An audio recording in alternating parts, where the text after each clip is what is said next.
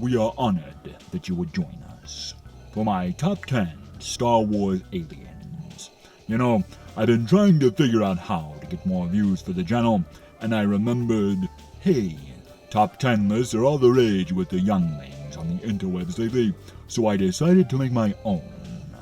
Now, some of you may find it a little fishy that Admiral Akbar's race, the Mon Calamari, don't make this list, but honestly, they never quite hooked me the same way other Star Wars aliens did. That being said, let's kick things off with number 10, Rodian Twi'leks. What Star Wars fan doesn't love Twi'leks? Because, let's face it, they're smoking hot. What the crap is that? Who's in charge of the slides? You're a sick man. Sick. Hailing from the harsh outer rim world of Rodian, Twi'leks are sweet and come in a variety of rainbow colors, making them essentially the Skittles of the Star Wars aliens, with rubbery bunny ears or leku tails coming out of their heads. Like with most aliens in sci-fi, while the females are graceful and can cut a mean rug, unfortunately for the males, they end up looking like this sorry gas bag over here. Bib Fortuna, huh? More like Bib Unfortuna. Number 9, the Gran. Ah yes, I used to bullseye plenty of these goat-faced weirdos in Star Wars Bounty Hunter back in the day. For some reason, these tribal freaks always caught my imagination. The higher gravity on that tropical homeworld of Malastare make the Gran a haughty folk who keep up their strength by regularly filling their twin stomachs with as much food as they can. By the year 32 BBY, that's before the Battle of Yavin for the uninitiated, the Gran had fully integrated into the arena of galactic affairs, representing their home world in the Senate, while their rival species, the Dug, control Malastare's vast natural fuel reserves. Speaking of which, let's move on to number 8, the Dug. One thing's for sure, these camel-faced creeps never skip on day. And with an average height of 1.12 meters, they're enormously strong for their size, much like the Gran due to the intense gravity on Malastare. Given my past, it may surprise you the Dug make it onto this list, considering I had frequent run-ins with the Dug as a youngling. An especially dangerous Dug. Really? While this does make me feel nostalgic, I meant a different Dug. An especially dangerous Dug. Alright, who's in charge of these slides? I said an especially dangerous Dug called Sebulba. Fun fact, after I kicked his little speckled butt in the Bunta Eve Classic back in 32 BBY, the old Slimo eventually abandoned pod racing altogether for the more dangerous sport of battle racing near the Neskar station, where his violent tactics were not only legal, but essential for victory. Now, if you're wondering why Ugnaughts don't make my list, Ugg is right in the name. Do I really have to explain this? Number 7, Wookiees. The Sasquatch of the galaxy far, far away. Living in treetop villages on the mid-rim planet of Kashyyyk, these walking carpets measure in at 3.23 meters and can live up to 400 years. Loyal to a fault, the most famous fuzzball is the mighty Chewbacca, played by the late great Peter Mayhew, and based on George Lucas's dog, Indiana. Which is ironic since Chewie is Han's best friend. Speaking of fuzzballs who live in trees, coming in at 7.5 are the Ewoks. And before you say, hey, you said this was a top 10 list, how can you have 7.5? Because it's my show, that's why. And also because the Ewoks are basically pint-sized Wookiees. And I'll just say it, I like the little fur balls. Deal with it. Now, who better to nail down the number 6 spot than a Hammerhead? Ithorians are a race of tree-hugging space hippies that come from the planet Ithor. With 2 mouths on either side of their long curved neck and 4 throats, Ithorians make my list for their sheer weirdness alone. I'll confess, I'm a huge fan of sharks, so any alien that looks like a hammerhead, you can't touch this. It's hammer time. Number 5, Nautilans. Hailing from Glee and Zaun. The most famous of all Nautilans was Jedi Master Kit Fisto, of whom Master Windu said, "His skills with the lightsaber are unrivaled, and as a Nautolan, his aptitude for surviving harsh environments will prove invaluable. Unrivaled skills with a lightsaber. I'm gonna run that by me again there, Mace.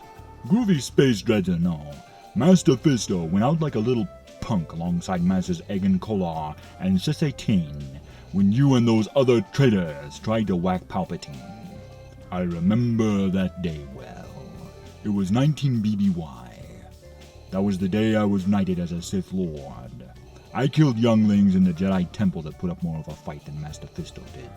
Fun fact, Kit Fisto was originally designed as a white-skinned Sith Lord for Episode 2.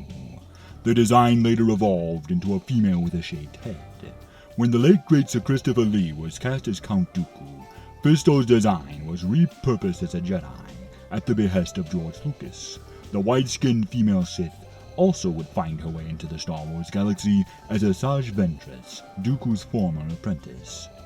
I suppose it's time to address the blue elephant in the room as to why Ortolans didn't make my list. I know.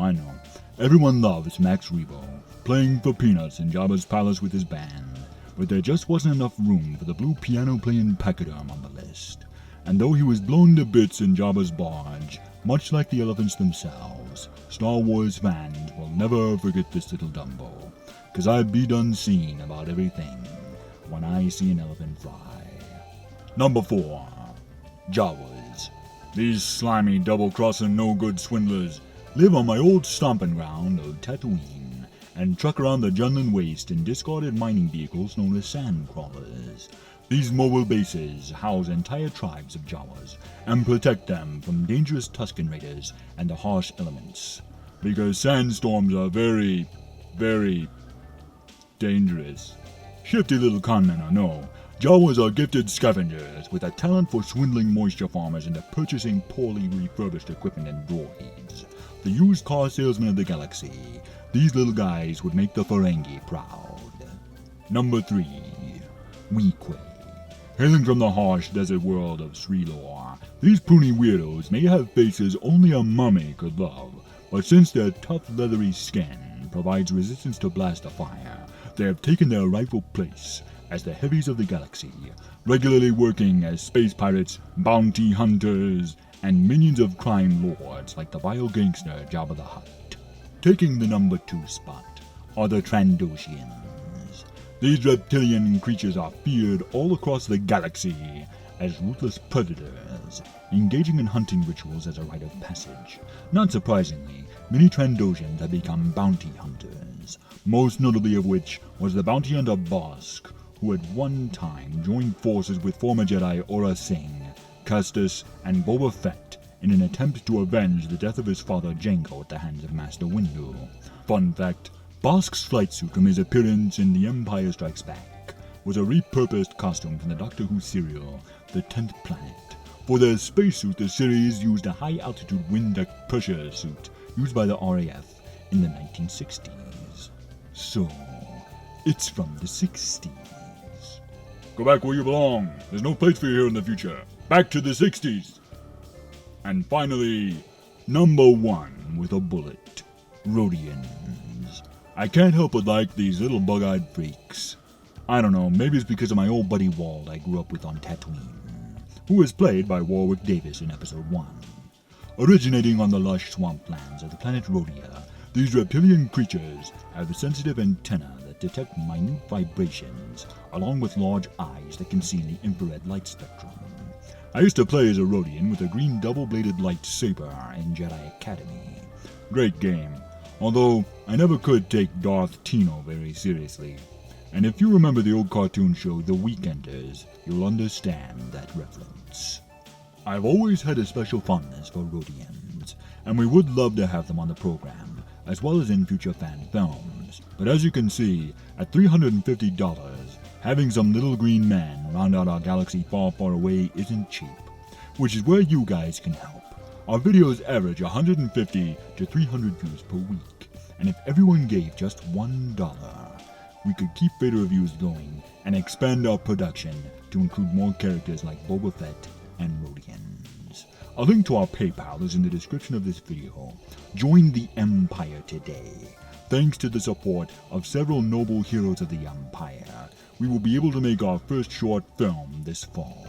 Tune in next week to learn more about this exciting project. But that was my top 10 list of Star Wars aliens. Comment below and let me know what your favorite alien is. This has been Vader Reviews. Be sure to like, comment, subscribe, and hit that bell for notifications. And follow me on Twitter @VaderReviews. Join the Empire today. You do not yet realize your importance. Share these videos, and together we will rule the internet. And always remember, you don't know the power of the dark side.